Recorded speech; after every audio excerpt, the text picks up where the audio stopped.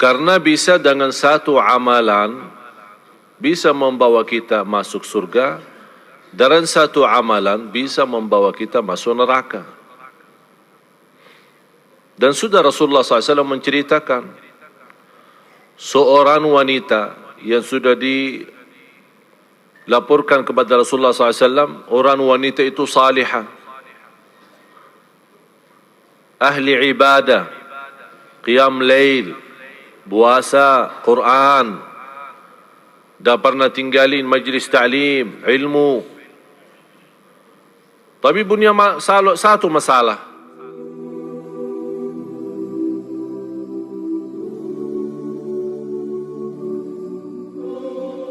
Subhanaka la ilma lana illa ma 'allamtana innaka antal alimul hakim. Maha suci Allah, saya tidak memiliki ilmu apa-apa, hanya saja apa yang diberikan oleh Allah Subhanahu wa ta'ala. Segala sesuatu milik Allah, semuanya dari Allah. Kita tidak punya apa-apa. Ibadah pun milik Allah. Kita hanya berdoa, mohon taufik dari Allah untuk bisa menjadi ahli ibadah. Ilmu itu milik Allah. Kita meminta karunia dari Allah supaya memberikan pemahaman agama. Rasulullah bersabda, "Man yuridillahu bihi khairan yufaqqihhu fid din." Barang siapa yang dihendaki Allah memberikan karunia dan istimewa, diberikan pemahaman agama. Jadi memahami agama, memahami Al-Quran, dan memahami rahasia-rahasia daripada ibadah, salat, qiyamul lail, dan yang lain-lainnya, ini semuanya di tangan Allah SWT. Oleh karena itu, kalau kita perhatiin, manusia, walaupun namanya manusia, tapi dalam sisi ibadah sangat berbeda. Kenapa sangat berbeda? Karena kembali kepada perbedaan ikhlas, perbedaan khusyuk, perbedaan ilmu. Dan kita tidak bisa menghukumkan seorang menjadi salih karena banyak amalan salihnya, dan juga kita belum bisa menentukan orang jahat karena banyak berlaku jahatnya. Apalagi kalau orang itu sudah menghadapi kematian, sudah dipanggil oleh Allah Subhanahu wa taala, tidak boleh kita membahas kekurangannya, hanya kita bisa sebutkan kebaikannya. Kalau tidak mau menyebutkan kebaikannya, doakan saja. Karena bisa dengan satu amalan bisa membawa kita masuk surga, dan satu amalan bisa membawa kita masuk neraka.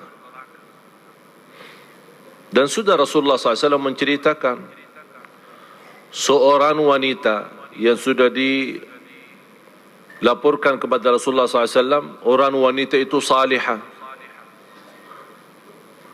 ahli ibadah, qiyam lail, puasa, Quran, dah pernah tinggalin majlis ta'lim, ilmu. Tapi punya satu masalah, tidak menjaga lidahnya dan menyakiti tetangganya.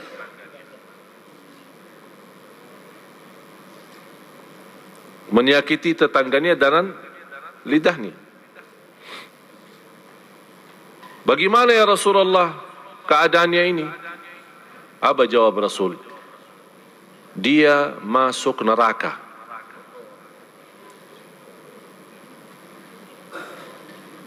Padahal dia ahli ibadah. Bapak Ibu, kalau anda mendengar sebuah hadis ini, bisa menjadi ancaman berat bagi kita semua. Tapi jangan anda salah faham, kalau Rasul menyebutkan seorang masuk neraka bukan berarti kekal. Karena tetap kebaikan itu terhitung, karena Allah Maha Adil. Cuman cuba lihat sejauh mana buruknya ucapan lidah ini yang bisa dengan ucapan biasa atau kita menghitungkan biasa, tapi dengan ucapan satu bisa membawa kita masuk neraka 70 tahun. Ini baru satu kata. Ini bukan kata saya, kata Rasulullah. Wa rubba kalimatin yaquluha qail la yulqi laha balan tahwi bihi fin nari 70 kharifa. Berumpamaan seorang yang mengucapkan satu kata tanpa disadari, dan kata itu dia mendapatkan murka Allah, masuk neraka 70 tahun. Bagaimana kalau ribuan kata?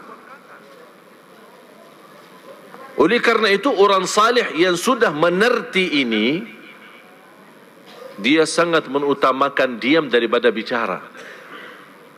Karena berbicara jelas-jelas ke neraka. Udah, kita sudah sama-sama belajar lebih baik mencegah daripada berobat.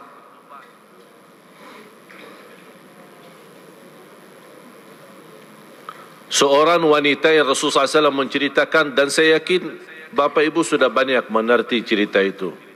Seorang wanita ahli ibadah tapi masuk neraka. Gara-gara apa? Gara-gara si ekor kucing. Gara-gara kucingnya aja masuk. Kok bisa gara-gara binatang masuk neraka? Apalagi kalau gara-gara manusia. Gara-gara binatang aja bisa masuk neraka. Kenapa dia masuk neraka? Dia menahan kucing itu, tidak dilapasin, mencari makan sendiri, dan tidak memberikan makan. Ada orang alasan memelihara binatang, malah ternyata dia menyiksa binatang. Gara-gara kucing masuk neraka. Mana ibadahnya, puasanya, dah ada. Sebaliknya, cuba lihat karunia Allah.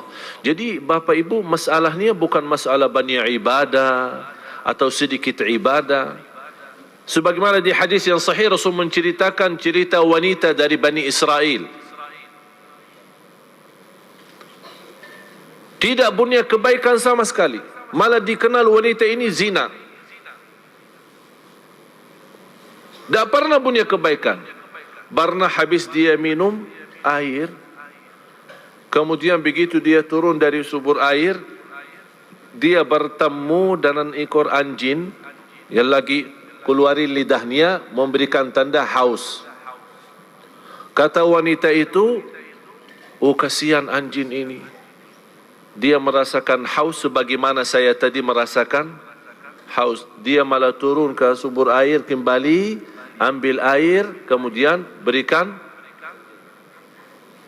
Allah lihat perbuatannya, kata Rasulullah, Allah ampuni segala dosanya dan masuk surga. Oleh karena itu, kalau masih ingat Bapak Ibu, berusaha menjaga amal salih rutin. Bermacam amal salih, tapi rutin, biarpun sederhana, karena kita tidak tahu di mana Allah sembunyikan ridha di dalam amal salih tersebut. Istri Harun al-Rashid. Harun al-Rashid seorang pemimpin khalifah, kaya raya, istrinya pun kaya raya. Dia membuat tabungan air atau apa di kota Makkah untuk jamaah haji. Jamaah haji. Juga berapa banyak yang harus disediain air minum, air apa semua untuk jamaah haji. Begitu beliau dalam cerita sejarah-sejarah, seorang anaknya pernah melihat mimpi sesudah ibunya meninggal.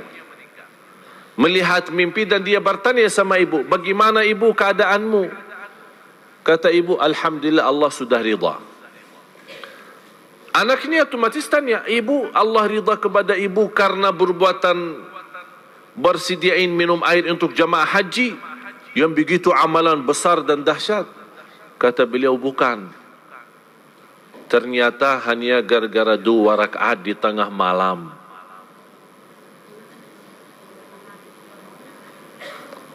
Jadi masalahnya bukan amalan kita kadang-kadang merasa diri aku sudah membangun masjid yang terbagus sedunia.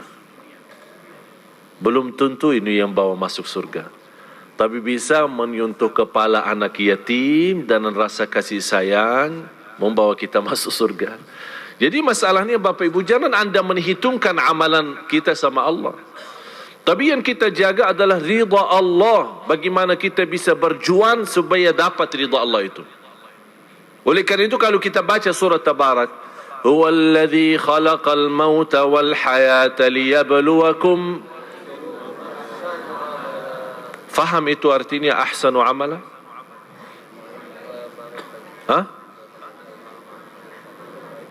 Sebaik-baik amal, ya, bukan sebanyak amal. Jadi masalahnya bukan banyak, masalahnya baik, tulus, ikhlas, biarpun sederhana, semampu kita. Itu luar biasa.